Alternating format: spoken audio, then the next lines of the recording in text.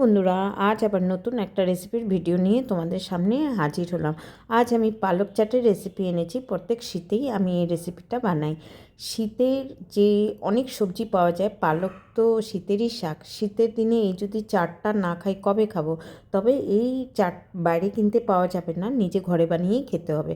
সারা রাত ছোলা ভিজিয়ে আমি বয়েল করে নিচ্ছি, আর এদিকে আমি তেঁতুল চটকে তেঁতুলের যে গাঢ় অংশ আমি আলাদা করে নেব। একটা পাত্রে আমি বসিয়ে দিয়েছি। এবার নুন দেব, আর আমি একটু গরম মশলা গুঁড়ো আর ভাজা গুঁড়ো মশলা দেব। বেশি কিছু দরকার নেই, এই চাটনিতে হলুদের কোনো দরকার নেই। লঙ্কার গুঁড়ো আমি পরে দেব।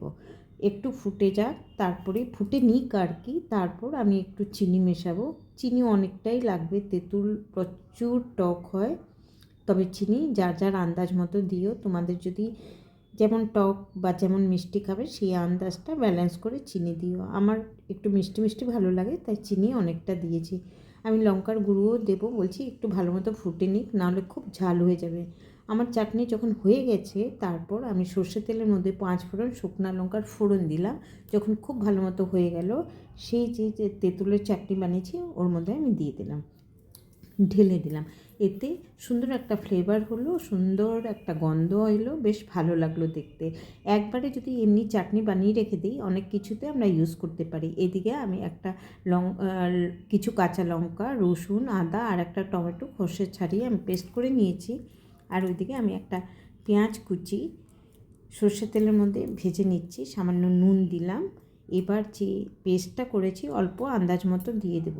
আমি ছোলার ঘুগনি বানাবো, তো এইভাবে না বানিয়ে যদি তোমাদের এটা ইচ্ছা না হয় ছোলার ঘুগনি বানাতে, তাহলে তোমরা বয়েল ছোলাও জাস্ট এমনি উপর থেকে ছিটিয়ে দিতে পারো। আমি ঘুগনি বানিয়ে নিচ্ছি, কেন কি সকালেও রুটির সাথে কাজে লেগে যেতে পারে, এর জন্য। তো এইভাবে একটুখানি ভেজে হালকা মশলা দেবো, যে রেগুলার মশলাগুলো আমি ঘরে ইউজ করি সেগুলোই দেবো। খুব বেশি যত্নের দরকার হয় না। ছোটো ছোলা এমনিতে অত বেশি পরিশ্রম করতে হয় না। হলুদ গুঁড়ো, ধনে গুঁড়ো, জিরে গুঁড়ো, লঙ্কা গুঁড়ো সব দিয়ে ভালো মতো কষিয়ে আমি ছোটাগুলো দিয়ে আন্দাজ মতো জল দিয়ে দেবো। যখন একটু ঠিক হয়ে আসবে আমি নামিয়ে নেব। তো যেমন কি আগে বললাম, তোমাদের যদি এটা পরিশ্রম লাগে করতে, জাস্ট বয়েল করেও তোমরা ইউজ করতে পারো, কোনো ব্যাপার না। তবে টেস্টে একটু হেরফের হবে, এইভাবে করলে একটু টেস্টটা ভালো লাগে। কেন কি আমরা তো এটা রোজ করব না, তো একটু যত্ন করে করলেই বেশ ভালো লাগে। তো আমি দিয়ে দিলাম আন্দাজ মতো, আর একটু জল দেবো, ফুটিয়ে আমি নামিয়ে নেব। এদিকে পকোড়ার জন্য আমি বেসন রেডি করছি। আন্দাজ মতো বেসন নিয়েছি, একটা বড় বাসনে নিয়েছি বেসন। সামান্য নুন দিলাম, আর খুব অল্প অল্প মশলা দেবো, খুবই সামান্য। এই যে দেখেছো, আমার চামচটা নিজেই ছোট, তার আগাতে আমি একটু ধনে গুঁড়ো, জিরে গুঁড়ো, একটু লঙ্কার গুঁড়ো আর হলুদ গুঁড়োটা দিয়েছি, নাহলে বেসনের কালারটা ভীষণ ফ্যাকাশে লাগে। আর সামান্য তেল দিয়ে দিয়েছি, তেলটা গরম করে দিতে পারলে বেশ ভালো হতো। আমি এমনি কাঁচা তেলই দিয়েছি, আর খুব ভালো মতো ফেটিয়ে নিচ্ছি। দেখেছো বেসনের থিকনেসটা কতটা আমি রেখেছি, খুব বেশি পাতলা না, খুব বেশি ঘন না। আমি পালকগুলো ধুয়ে একটু মোটা মোটা করে কেটেছি। আর সব একসাথে আমি মেখে রাখবো না, কেন নুন আছে তো, জল ছেড়ে দেবে। তো আমি এমনি একটু মোটা মোটা করে কেটে রেখেছি। আর ওইদিকে গরম তেল, কড়াইয়ের মধ্যে গরম তেল, তেল গরম হয়ে গেছে আর কি আমি বলতে চাইছি। এইভাবে এবার হালকা হালকা হাতে আমি পকোড়াগুলো ছেড়ে দিচ্ছি। বেশি চাপবো না, বেশি চাপলে পকোড়াগুলো ভিতরটা শক্ত হয়ে যাবে, আর ফুল ফ্লেমে পকোড়া হবে। দেখো আমি অল্প অল্প করে ছেড়ে দিচ্ছি।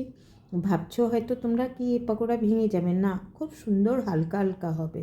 খুব যত্ন করে আমি দেখো দিয়ে দিয়েছি, একটুকু কোনো ভয় নেই। একদিকটা খুব ভালো মতো হয়ে যাবে যখন, তারপরে আমরা উল্টাবো। খুব সহজেই হয়ে গেছে, দেখতেই বুঝছো আমার পকোড়াগুলো কত সুন্দর হবে। মানে বড় যদি বাসন হতো বেশ ভালো হতো, কিন্তু আমার পকোড়াগুলো খুব সুন্দর হয়েছিল, দেখতেই পাবে তোমরা।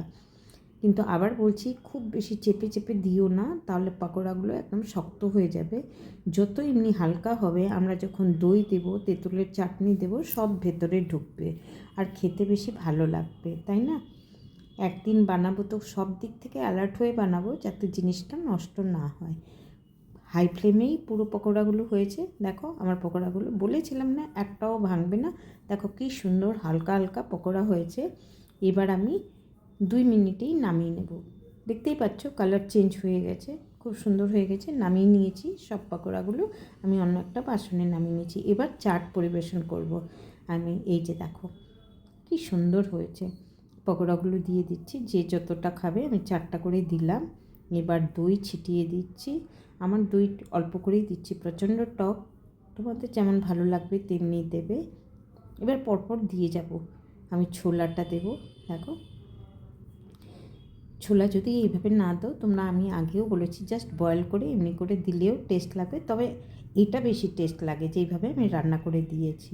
হ্যাঁ, আমি তেঁতুলের যে চাটনিটা বানিয়েছি সেটাও দিয়ে দেবো। কি সুন্দর লাগছে দেখতে বলো। তোমাদের এই রেসিপিটা কেমন লাগলো নিশ্চয়ই জানাবে, আর যদি পারো একদিন নিশ্চয়ই বানিয়ে খাবে। এটা ভাজা গুঁড়ো মশলা দিচ্ছি, আমি ভাজা গুঁড়ো মশলা করে রেখেই দিই বোতলে। এবার ভুজিয়া দিয়ে দিলাম। এবার নিশ্চয়ই আমাকে জানিও আমার রেসিপিটা কেমন লাগলো।